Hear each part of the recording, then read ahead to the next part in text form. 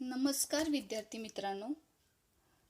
कोरोनाच्या या पॅन्डेमिक सिच्युएशनमध्ये प्रत्यक्ष वर्गाध्यापन करणे आपणा सर्वांच्याच दृष्टीने अहितकारक आहे आणि ही बाब लक्षात घेऊन आपण शर्मिलाज डिजिटल बी.एड या चॅनलच्या माध्यमातून बी.एड सेमिस्टर 4मधील knowledge and curriculum part second मधील मानवी हक्कासाठी शिक्षण या घटकाचा अभ्यास करणार आहोत. मानवी हक्कासाठी शिक्षण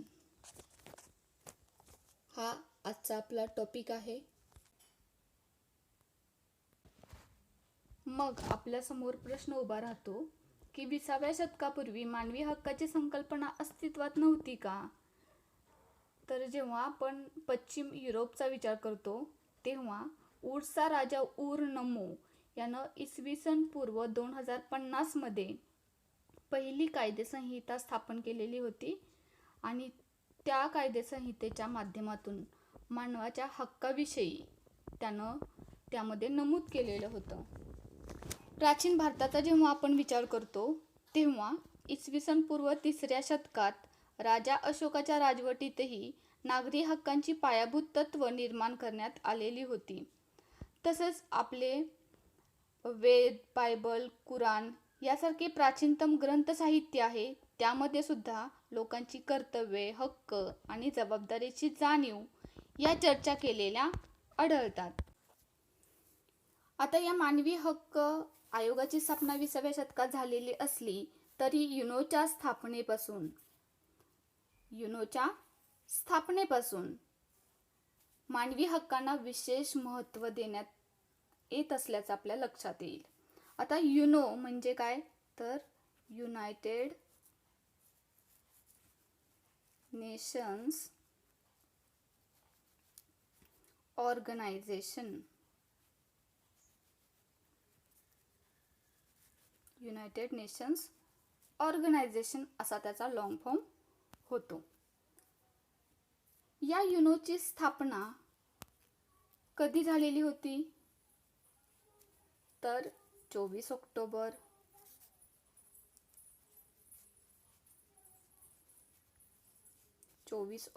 1945 ला युनोची स्थापना झालेली होती. दुसऱ्या महायुद्धानंतर युनोची स्थापना करण्यात आलेली होती आणि या संस्थेच्या स्थापनेचा मुख्य हेतू हा भावी पिढीला युद्धजन्य संकटापासून वाचवणं आणि जागतिक शांतता निर्माण करणं हा असल्याचं आपल्या लक्षात येतो. मानवी हक्काची संकल्पना अभ्यासत असताना आपल्याला सर्वप्रथम हक्क म्हणजे काय हे पाहावं लागेल. आता हक्काची व्याख्या प्राध्यापक लास्की यांनी काय केलेली आहे? H.J. लास्की यांनी हक्काची व्याख्या करत असताना सांगितलेलं आहे की हक्क म्हणजे सामाजिक जीवनाची अशी परिस्थिती, कशी परिस्थिती की ज्याशिवाय व्यक्तीला स्वतःचा सर्वांगीण विकास करून घेता येणं शक्य होत नाही. म्हणजे समाज जीवनामध्ये आपण जीवन जगत असताना आपला सर्वांगीण विकास साधण्यासाठी आपल्याला काही गोष्टी हक्क स्वरूपात मिळणं गरजेचं आहे. त्याला हक्क असं संबोधलं जातं की जसं की आपल्या राज्यघटनेमध्ये आपल्याला अभिव्यक्तीचं स्वातंत्र्य असेल, वास्तव्याचं स्वातंत्र्य असेल, आपल्याला संचार स्वातंत्र्य असेल, आपल्याला सभा घेण्याचं स्वातंत्र्य असेल, असे काही स्वातंत्र्य आपल्याला कायद्यामध्ये नमूद केलेले आहेत. म्हणजे कायद्याच्या द्वारे आपल्याला काही गोष्टी करण्याची मुभा मिळालेली असेल, काही नियमावली असेल, काही निवेदन असतील किंवा काही धोरणं असतील की ज्याच्यामध्ये आपल्याला आपला सर्वांगीण विकास साध्य करण्यासाठीचे उपाय मंजूर करून दिलेले असतील, त्याला हक्क असं संबोधलं जातं. त्यानंतर T.H. ग्रीन यांनी मानवी हक्काची व्याख्या करत असताना सांगितलेलं आहे की मानवाच्या आंतरिक विकासासाठी आवश्यक असणारी बाह्य परिस्थिती म्हणजे काय की आपल्याला काही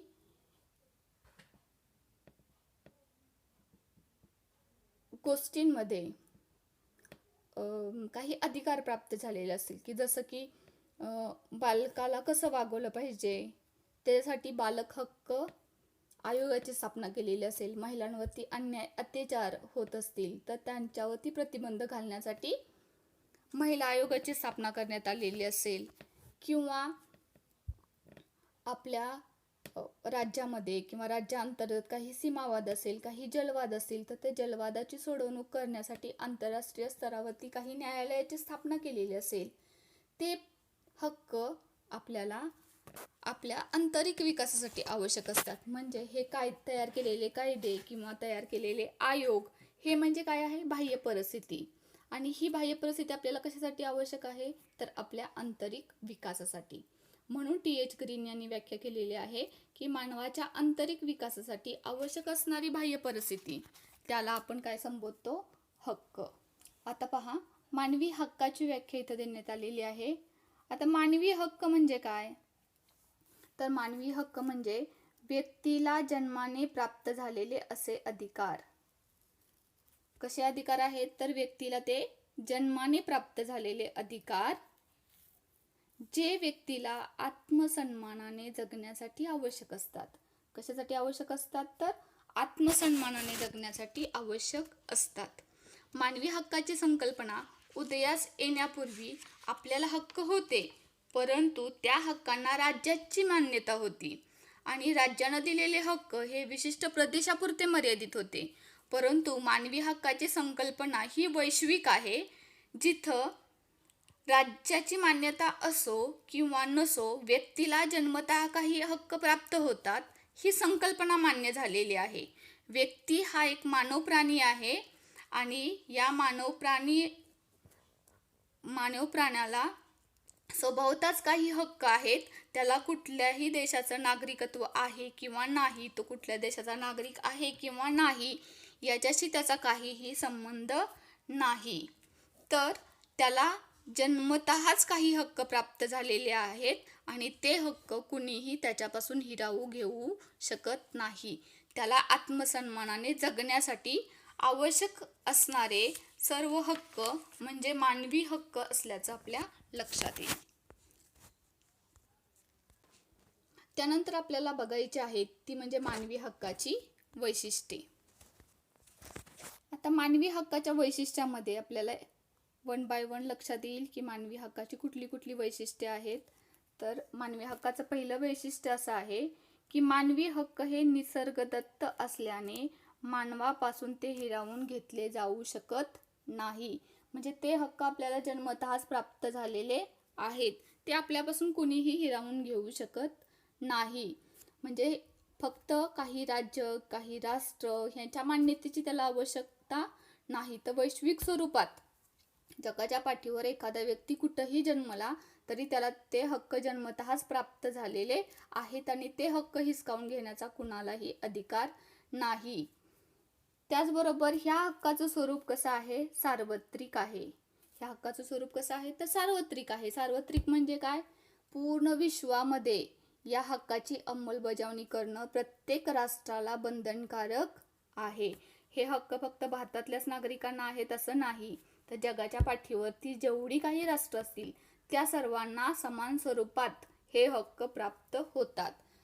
त्याचबरोबर तिसरं याचं वैशिष्ट्य आहे की हे हक्क म्हणजे कायद्याचं फलस्वरूप आहे, की या हक्कांना कायद्याच्या बाजूनं न्याय व्यवस्था आहे किंवा कायद्याचा त्याला आधार आहे, की आपल्या हक्कावरती जर कुणी गदा आणत असेल किंवा आपल्या हक्कांना कुणी बाधा पोचवत असेल तर आपण राष्ट्रीयच नव्हे तर आंतरराष्ट्रीय न्यायालयामध्ये जाऊन त्या ठिकाणी दाद मागू शकतो. मग शांततेविरुद्धचे गुन्हे असतील, मानवतेविरुद्धचे गुन्हे असतील तर अशा गुन्ह्यांची तक्रार आपण आंतरराष्ट्रीय पातळीवरचे जी न्याय व्यवस्था आहे तिथं मांडू शकतो आणि तिथं आपल्याला न्याय मिळू सुद्धा शकतो. म्हणजे ह्याला ऐकीव स्वरूपाचं मान्यता नाहीये, त्याला फक्त लिखित स्वरूपाची मान्यता नाहीये, तर त्याला लिखित प्लस कायदेशीर शिक्कामोर्तबाची मान्यता असल्यामुळं त्याला कायद्याचं आधार असल्याचं आपल्याला बघायला मिळतं. त्यानंतर चौथं वैशिष्ट्य आहे ते म्हणजे हे हक्क सर्वांना समान आहेत. हे हक्क पार्सलिटी करून मिळत नाहीत, तर हे हक्क जगाच्या पातळीवरती जेवढी काही लोक असतील त्या सर्वांना समान असल्याचं आपल्या लक्षात येतं. त्यानंतर या हक्काचं पुढचं वैशिष्ट्य आहे, हे हक्क आपल्या सर्वांगीण विकासासाठी म्हणजे मानवाच्या सर्वांगीण विकासासाठी आवश्यक आहेत. म्हणजे सर्वांगीण विकासामध्ये फक्त बौद्धिक विकासच अंतर्भूत होतो असं नाही, तर शारीरिक, बौद्धिक आणि मानसिक या सर्व बाजूंनी आपल्याला विकास साधायचा असेल, आपल्याला जगातला टॉप 1 श्रीमंत व्यक्ती व्हायचा असेल, आपल्याला जगातला टॉप 1 स्कॉलर व्हायचा असेल, तर आपल्याला कुणीही अडवू शकत नाही. तर आपल्या क्षमतांच्या जोरावरती, आपल्या कॅपॅसिटीच्या जोरावरती जगातलं सर्वोच्च पद भूषवण्यासाठी लागणारी सर्व मेहनत करून आपण त्या पदापर्यंत पोहोचू शकतो.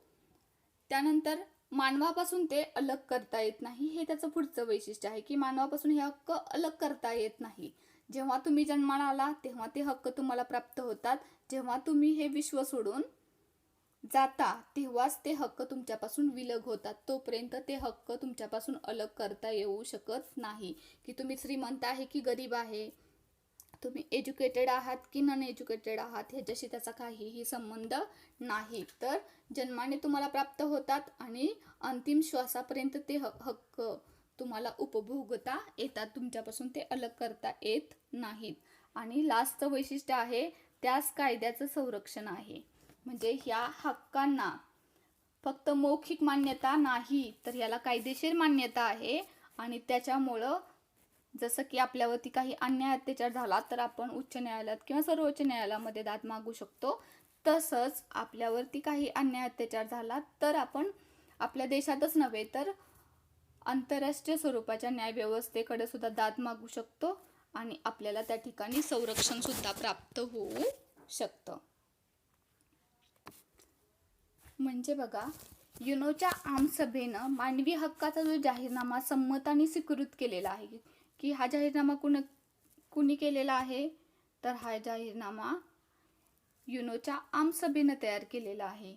आणि हा जाहीरनामा किती साली प्रसिद्ध झालेला होता किंवा संमत किंवा स्वीकृत झालेला होता, तर 10 डिसेंबर 1948ला हा जाहीरनामा संमताने स्वीकृत झालेला होता. आणि या जाहीरनाम्यामध्ये एकूण 30 कलमं आहेत. किती कलमं आहेत, तर 30 कलमे आहेत. आणि त्या कलमा अंतर्गत मानवी हक्क रक्षणासाठी, मानवजातीच्या कल्याणासाठी, आंतरराष्ट्रीय शांतता व सुरक्षितता प्रस्थापित होण्यासाठी मानवी हक्क आयोग, अल्पसंख्याक आयोग, महिला आयोग, बालहक्क आयोग, युनेस्को, WHO कार्य करताना आपल्याला बघायला मिळते.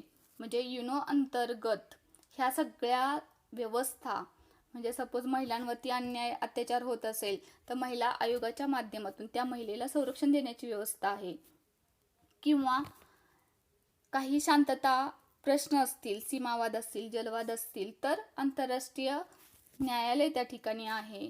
त्याचबरोबर बालकांना जर वेठबिगारीच ठेवलं जात असेल, बालकांचं जर शोषण होत असेल, तर बालक हक्क आयोगाची स्थापना करण्यात आलेली आहे. म्हणजे या सर्व व्यवस्था ह्या युनोच्या अंतर्गत काम करताना आपल्याला बघायला मिळतात.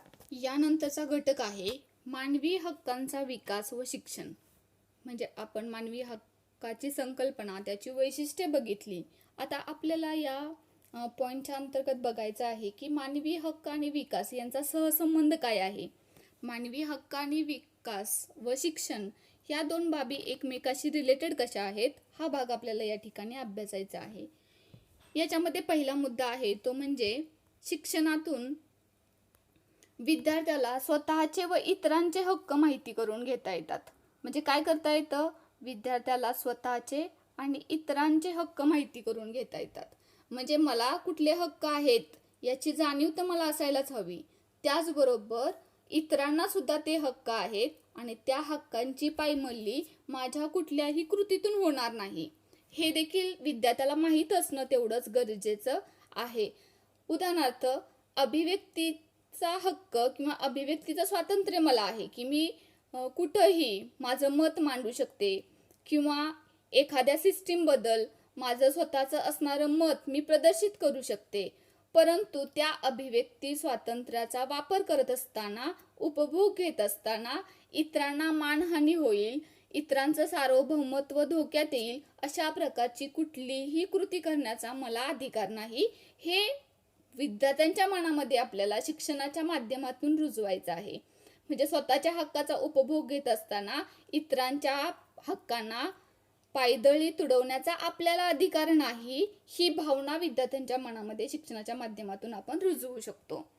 त्याचबरोबर दुसरा पॉइंट आहे तो म्हणजे विद्यार्थ्यामध्ये मानवी हक्काच्या संरक्षणासाठी न्यायपूर्ण मार्गाने लढण्याची वृत्ती रुजवता येते. काय करता येतं तर मानवी हक्काच्या संरक्षणासाठी काय करायचं आहे आपल्याला, न्यायपूर्ण मार्गाने लढण्याची वृत्ती रुजवायची आहे. म्हणजे एखाद्या गोष्टीसाठी आपल्यावरती अन्याय झाला किंवा एखादं धोरण हे समाजाच्या अहितासाठी आहे, या सामाजिक बांधिलकीतून तुम्ही एखादं आंदोलन करू शकता, एखादी सभा घेऊ शकता, एखादी चर्चा आयोजित करू शकता. परंतु ते आंदोलन करत असताना किंवा त्याच्यासाठी आवश्यक असणारं एखादी चळवळ तुम्ही उभारत असताना त्याचा हेतू हा न्यायपूर्ण असला पाहिजे. लढायचं आहे आपल्याला, परंतु कुठेही कायदा आपल्याकडून हाती घेतला नाही पाहिजे. म्हणजे सपोज शेतकऱ्यांचं आंदोलन आहे, शेतकऱ्यांवरती अन्याय होतोय, त्यांना आवश्यक तो हमीभाव मिळत नाहीये पिकाला, तर त्यासाठी तुम्ही लढा उभारू शकता. परंतु तो लढा उभारत असताना, ते आंदोलन करत असताना कुठेही तुम्ही सार्वजनिक मालमत्तेचं नुकसान होईल अशा प्रकारचं वर्तन करता कामा नये. एखादं चळवळ करत असताना किंवा एखादी चळवळ हाती घेतली असताना त्या चळवळीच्या माध्यमातून आपल्या पुढं जो आपला भक्तगण आहे किंवा आपले जे अनुयायी आहेत त्यांना हातामध्ये बंदूक घेऊन किंवा इतरांच्या जीवितावरती बाधा येईल अशा प्रकारची कुठलीही कृती, इव्हन लाठी हल्ला सुद्धा आपण करू शकत नाही. तर आपल्याला लढा द्यायचा आहे, परंतु तो न्यायपूर्ण मार्गानेच दिला पाहिजे, ही वृत्ती विद्यार्थ्यांच्या मनामध्ये रुजवली पाहिजे. नाहीतर हल्लीच्या काळामध्ये विद्यार्थ्यांची आक्रमक प्रवृत्ती ही खूप वाढत चाललेली आहे की वर्गामध्ये एखाद्या शिक्षकांनी जर शिस्त लावण्यासाठी जर एखादी कानाखाली समजा एखाद्या विद्यार्थ्याला लावली तर ती मुलं शिक्षकाच्या कॉलरला धरतात किंवा शिक्षकाची गाडी पेटवून देतात किंवा शिक्षकाच्या एखाद्या जवळच्या नातेवाईकाला किंवा जवळच्या कुटुंबातील एखाद्या सदस्याला हानी पोचवतात. तर ही आक्रमक वृत्ती विद्यार्थ्यांची काय केली पाहिजे, कमी केली पाहिजे. आपल्याला एखाद्या गोष्टीसाठी, चांगल्या बाबीसाठी जर शिक्षा दिली असेल तर ती अपमानकारक न मानता त्याचा प्रामुख्याने हेतू काय आहे हे विचारात घेतलं पाहिजे. परंतु खऱ्या अर्थानं जर आपल्यावरती अन्याय होत असेल तर न्यायपूर्ण मार्गाने आपण कायद्याच्या चौकटीमध्ये राहून त्या हक्कांची पायमल्ली होण्यापासून वाचवता येऊ शकतं. त्यानंतर पुढचा घटक आहे तो म्हणजे शिक्षणातून हक्काबाबत संवेदनशीलता निर्माण करणे. म्हणजे शिक्षणातून काय करायचं आहे आपल्याला तर हक्काबाबत संवेदनशीलता निर्माण करायची आहे की हल्लीच्या काळामध्ये संवेदनशीलता खूप कमी होत चाललेली आहे. की शहरी भागामध्ये जर तुम्ही गेला तर आपल्या शेजारी कोण राहतं याची सुद्धा आपल्याला माहिती होत नाही. आपल्या आसपासच्या एखाद्या व्यक्तीला जर काही बाधा झाली किंवा आपल्या आसपासच्या व्यक्तीला जर एखाद्या आपत्तीजन्य परिस्थितीला सामोरं जावं लागत असेल तर आपलं त्याच्यामध्ये काही कर्तव्य आहे, आपली काही सामाजिक बांधिलकी आहे, अशी वृत्ती हल्ली कमी होत चाललेली आहे की माझ्याशी त्याचा काही संबंध नाही. एखाद्या डोळ्याच्या समोर, आपल्या डोळ्याच्या समोर जर एखाद्या स्त्रीला जर एखादी काही मुलं त्रास देत असतील तरी सुद्धा ती माझी बहीण नाही, ती माझी नातेवाईक नाही, तर माझा त्याच्याशी काही संबंध, अशी वृत्ती हल्ली वाढत चाललेली आहे. तर शिक्षणाच्या माध्यमातून आपल्याला ही संवेदनशीलता निर्माण करायची आहे की दुसऱ्याचं दुःख ते माझं दुःख आहे आणि खरोखर जर आपल्या समोरचा घटक जर दुर्बल असेल की सपोज ती स्त्री किंवा ती मुलगी दुर्बल आहे, स्वतःचं संरक्षण करण्यासाठी ती पुरेपूर तयारीची नाहीये, तर एक व्यक्ती म्हणून तिला वाचवणं, त्या संकटातून बाहेर काढणं हे माझं कर्तव्य आहे, ही जाणीव शिक्षणाच्या माध्यमातून विद्यार्थ्यांच्या मनामध्ये आपल्याला रुजवायची आहे. त्याचबरोबर बघा पुढचा घटक आहे तो म्हणजे विद्यार्थ्याला पाठ्यघटकाचं अध्यापन करत असताना काय काय करायचं आहे तर मानवी हक्क, कर्तव्य आणि मूल्य यांच्यावर वर्गामध्ये चर्चा घडवून आणायची आहे. एखादा पाठ्यघटक शिकवण्याचा प्रामुख्याने उद्देश काय असतो की त्या घटकाच्या माध्यमातून विद्यार्थ्यांवरती विशिष्ट संस्कार करणं. की आपल्याला कुठल्याही पाठ्यघटकाचं अध्यापन करायचं असेल तर फक्त आपले हक्कच नाही तर कर्तव्य काय आहेत, कुठली मूल्य आपल्याला रुजवता येतील या भागावरती विद्यार्थ्यांच्या बरोबर आपल्याला वर्गामध्ये चर्चा घडवून आणायची आहे की त्या चर्चेच्या माध्यमातून विद्यार्थ्यांमध्ये मानवी हक्कांचा विकास होईल, त्याच्याबद्दल ते जागरूक होतीलच, परंतु त्या हक्कावरती बाधा आणणाऱ्या घटकांना योग्य तो कायदेशीर मार्गानं म्हणजे ते हक्क हिरावण्यापासून आपण रोखू सुद्धा शकतो. म्हणजे मानवी हक्काचा विकास व शिक्षण या घटकामध्ये आपल्या लक्षात येईल की आपले हक्क आणि इतरांचे हक्क आपल्याला माहिती असायला पाहिजेत आणि त्या हक्काची ते हक्क आपल्याकडून हिरावून घेतले जाऊ नयेत याच्यासाठी आपल्याला आवश्यक तो कायदेशीर लढा उभारता आला पाहिजे. परंतु त्या लढा उभारत असताना तो न्यायपूर्ण असायला हवा. ही वृत्ती शिक्षणाच्या माध्यमातून आपल्याला विद्यार्थ्यांच्या मनामध्ये रुजवता येते. तर या ठिकाणी आपण मानवी हक्काची संकल्पना, मानवी हक्काची वैशिष्ट्ये आणि मानवी हक्क व शिक्षण यांचा सहसंबंध काय आहे या भागाबद्दल माहिती पाहिली. पुढील भागामध्ये आपण या पुढचा घटक अभ्यासणार आहोत. थँक्यू.